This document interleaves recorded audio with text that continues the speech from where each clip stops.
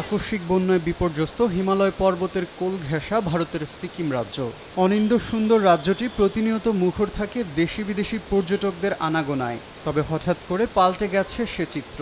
টানা ভারী বৃষ্টি এবং হ্রদের পানি উপচে গেল ৩রা অক্টোবর ভেঙে পড়ে সিকিমের সঙ্গে যোগাযোগের প্রধান সেতুটি। বন্যা দেখা দেয় রাজ্যের অনেক জায়গায়। ক্ষতিগ্রস্ত হয় যোগাযোগ ব্যবস্থা। এতে স্থানীয়দের সঙ্গে আটকা পড়েন কয়েক হাজার পর্যটকও। গেল সোমবার থেকে সিকিমে আটকে পড়া প্রায় ২,০০০ পর্যটককে হেলিকপ্টারের সাহায্যে উদ্ধারে কাজ করছে ভারতীয় বিমান বাহিনী। আবহাওয়া অনুকূলে থাকায় এ কাজ শুরু করেছে তারা। আটকে পড়াদের উদ্ধারের ক্ষেত্রে প্রাথমিকভাবে অসুস্থ এবং বয়স্কদের প্রাধান্য দেওয়া হচ্ছে।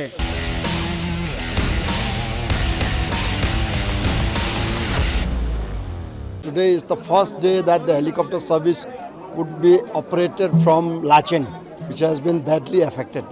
And we have around close to about 2,000 tourists stranded there.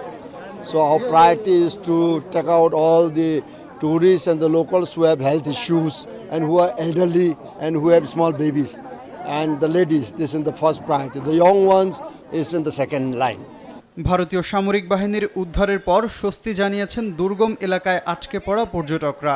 मेरे घर में एक बेटे हैं, सिर्फ उसका याद आ रहा था कि कैसे बोलूं, अगर मैं मैंने जान लेके लौटूं तो उसको पहले छू के देखूं कि वो हम जिंदा है कि नहीं। ऐसे मेरे पूरा माँ बाप है घर में, सबके लिए मैंने क्या बोले, इतना स्केयर हूँ ना। I think that I can't explain that.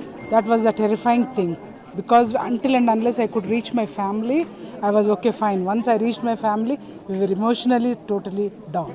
এদিকে বন্যায় বিপর্যস্ত সিকিমের দুর্গম এলাকায় ক্ষতিগ্রস্তদের কাছে জরুরি ত্রাণ সহায়তা পৌঁছাতে কাজ করছে স্থানীয় কর্তৃপক্ষ।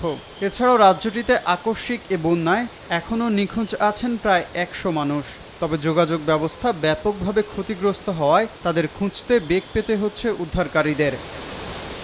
মেহেরাজ মজুমদার, সময় সংবাদ।